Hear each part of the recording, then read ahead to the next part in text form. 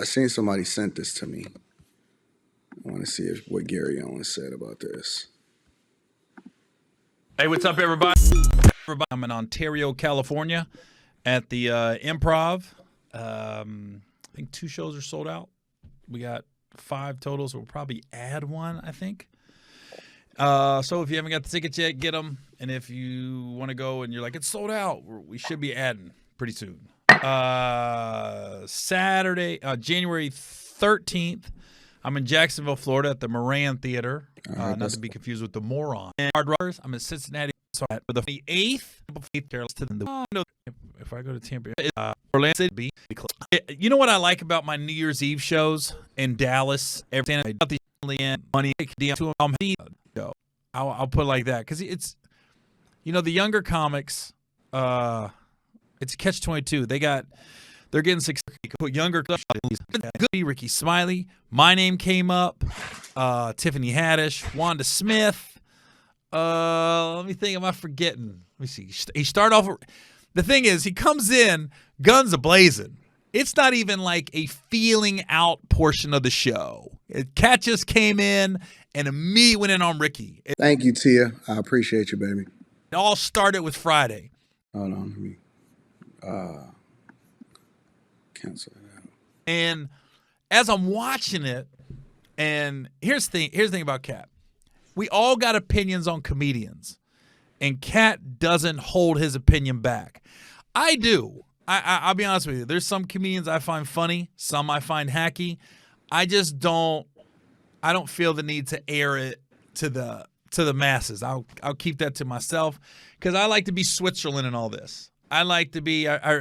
Kevin Hart got it with. I remember when Chris Brown and Drake had the beef, right? Later on, they came together, they did a song, did a music video together. And the song was. And I remember Kevin was cool with both. Kevin was cool with Chris, and he was cool with Drake, like really cool with both. And I was thinking, how's Kevin gonna navigate this? Because some people, man, when you got beef, they're like either you're with me or against me. And I'm more Switzerland. I tend to try to get along with everybody. You never know when work's gonna come your way. Somebody might have a project, they're thinking of you. So I kind of keep, if I have anything negative, just out and out negative for no reason, unsolicited. I would appreciate it if y'all subscribe to the channel. I'm building this from scratch. This is another project that I just think that I want to prove for the 5th time. For the 5th time that I can build a 5th platform from scratch or whatever. So I appreciate all of the love and the support and the fact that I got a lot of people in here. On a much smaller channel when I'm dedicating a lot of my time to. You guys are absolutely awesome. Thank you for supporting me.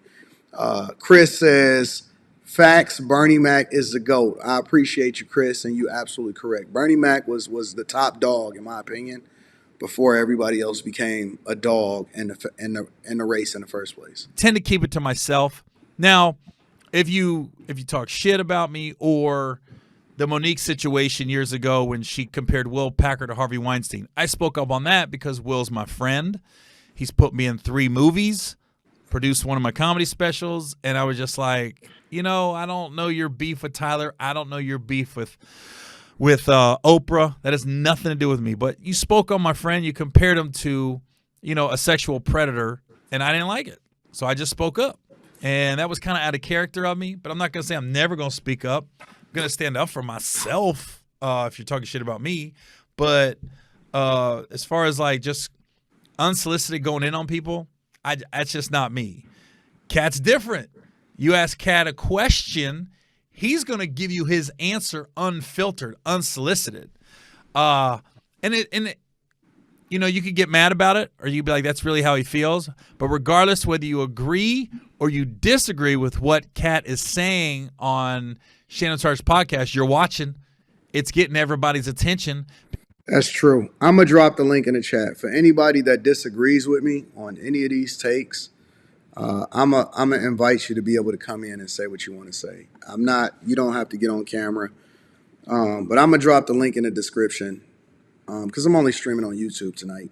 So I'm going to let y'all be able to get y'all rocks off. Because people are commenting on it. He went in on Faison, who's my boy. I love Faison.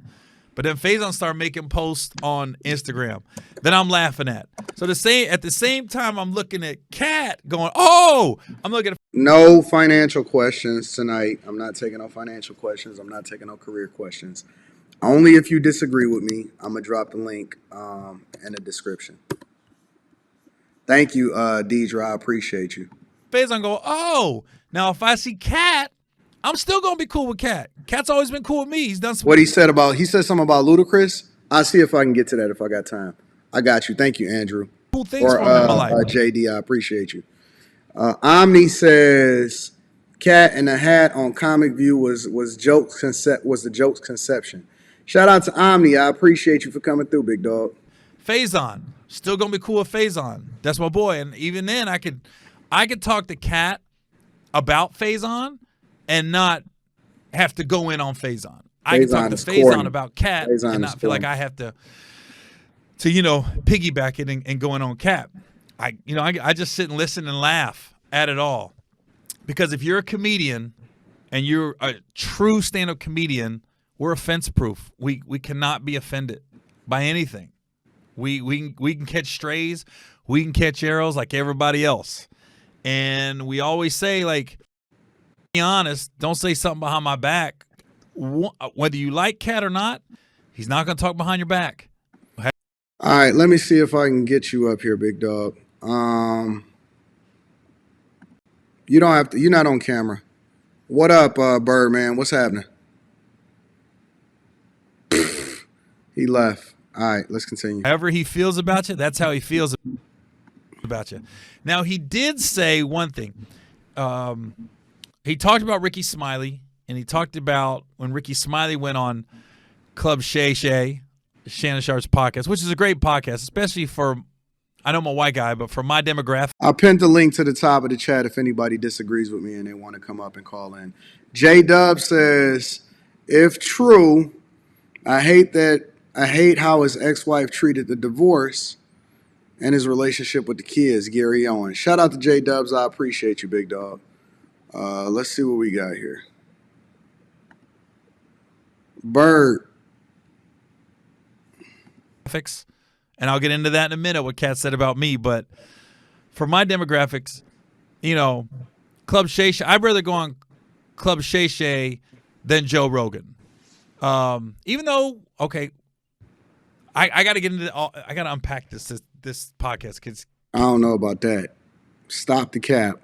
Katt made a comment where he said, why you think Gary Owen, who's a white guy, has been doing stand-up for 25 years, hasn't crossed over? And when he said it, I was like, wait a minute, was that a good thing or bad thing? And I literally had to go to Twitter and start asking people, was I catching strays or what was that? And they was like, no, they were saying you haven't sold your soul. That's why you haven't crossed over. You've been consistently you, and that's why you haven't, quote-unquote, crossed over. So I was like, oh, okay, that made sense. Now, I'm not going to get into it, but I've been I was in an awkward situation one time where I can't say for 100% this person was trying to make me do something, casting couch type deal, but it felt like it. And I was like, he should probably keep this one to himself, but we gonna see. Like, is this that point where I've always heard, would you suck a dick for $1 million?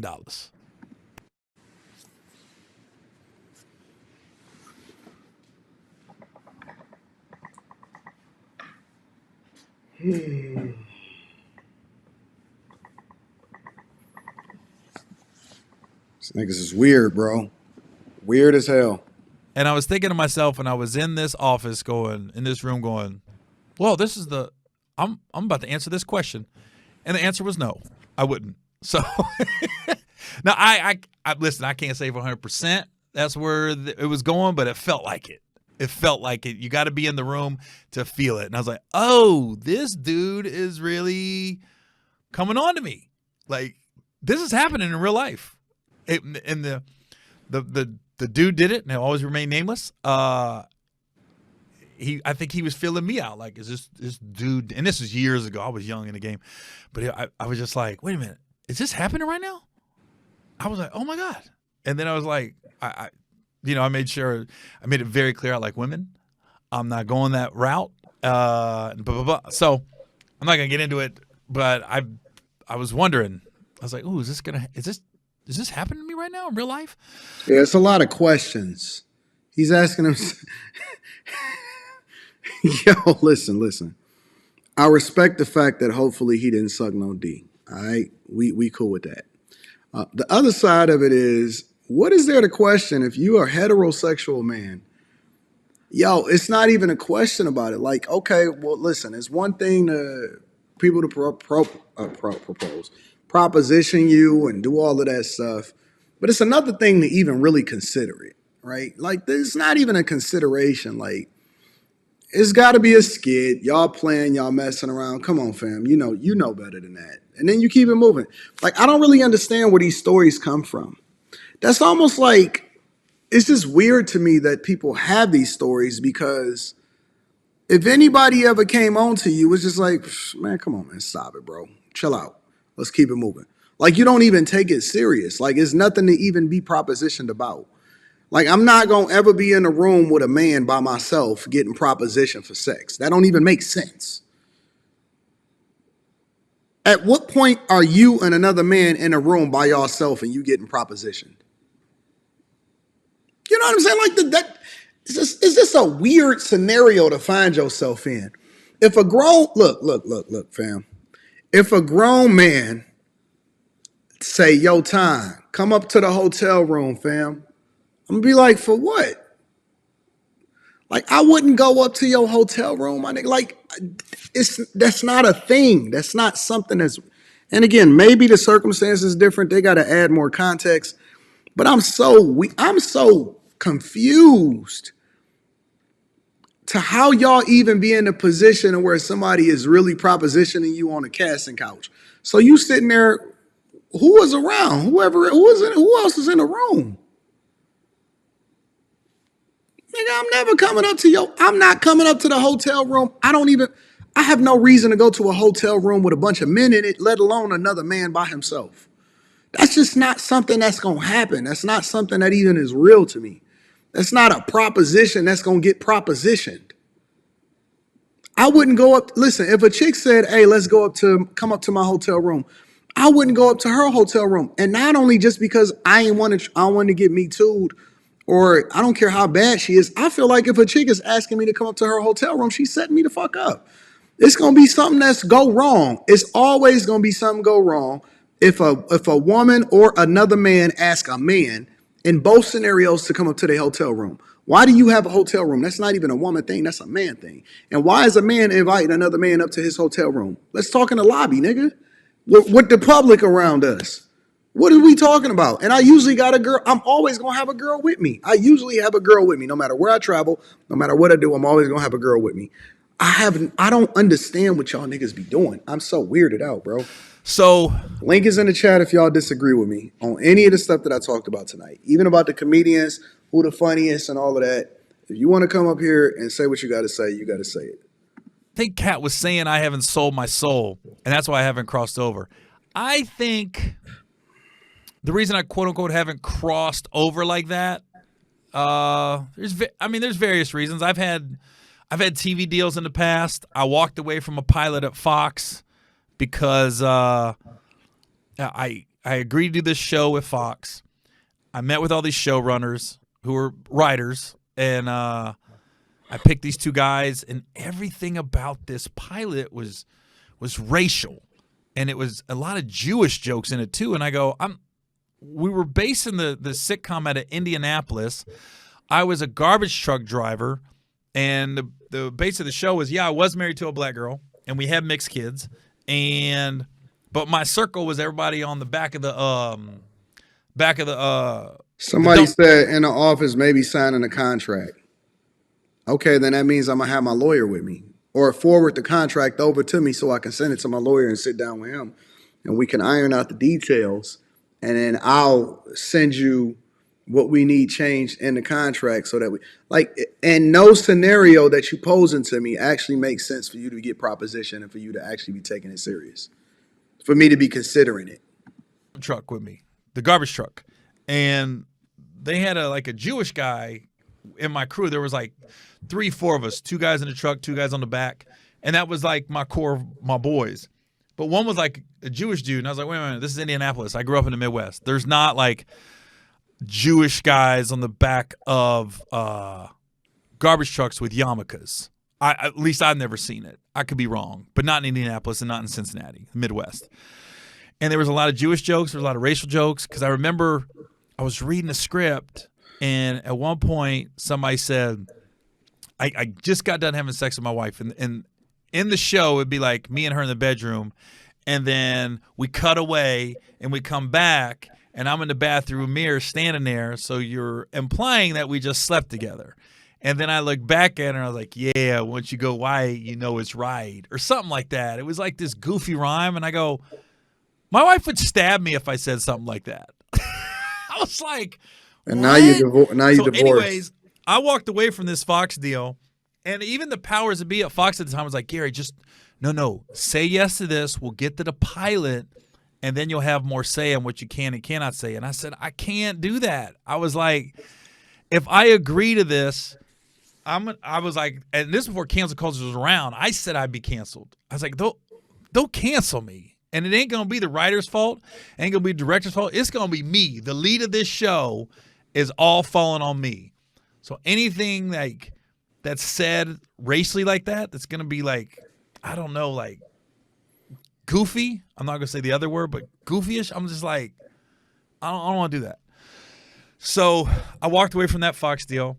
And I've had other TV deals, and 90% of them was me either dating a black girl or married to a black girl. And they never go.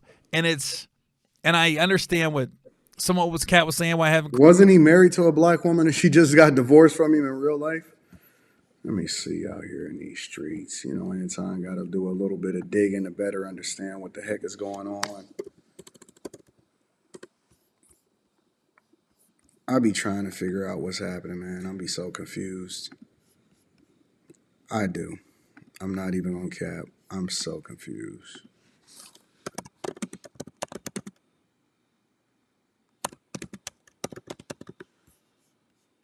Yeah, that's it.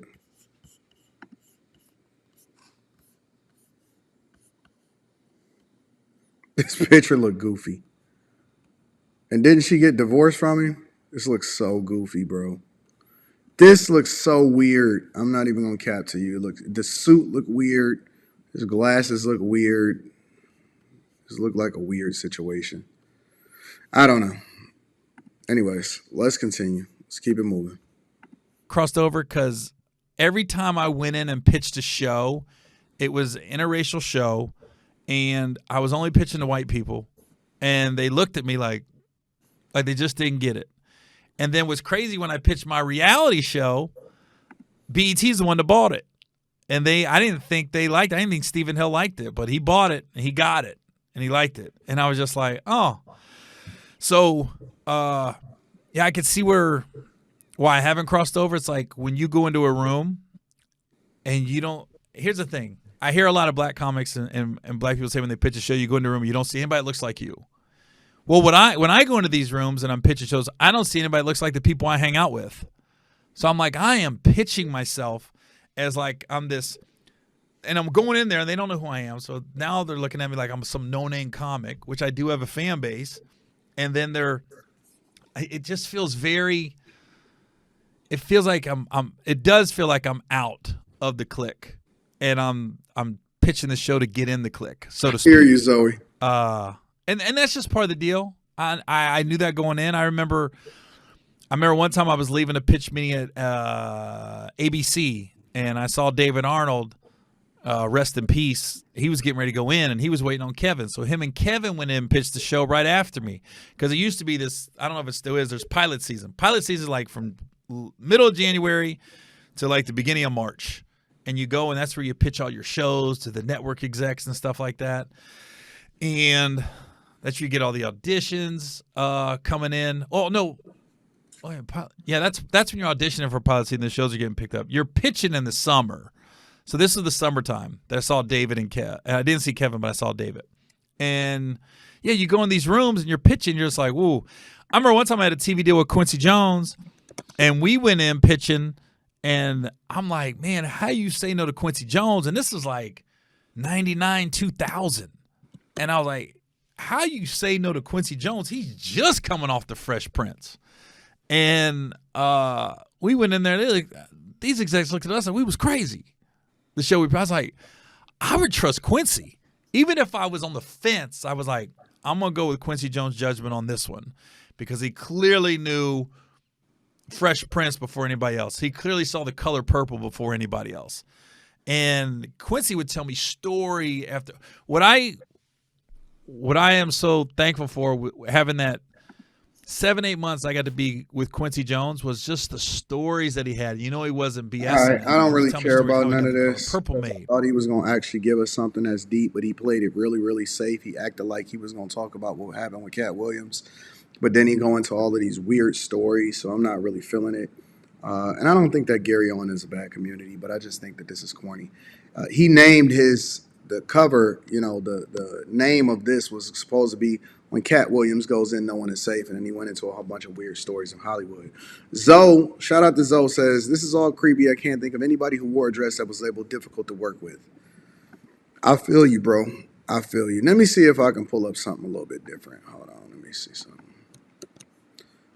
I want to see what he had to say about Taraji P. Henson. I'm curious about Katt Williams on that, because Gary Owen, maybe he has other content that's really good. I don't know, but as far as this is concerned, I'm not feeling it.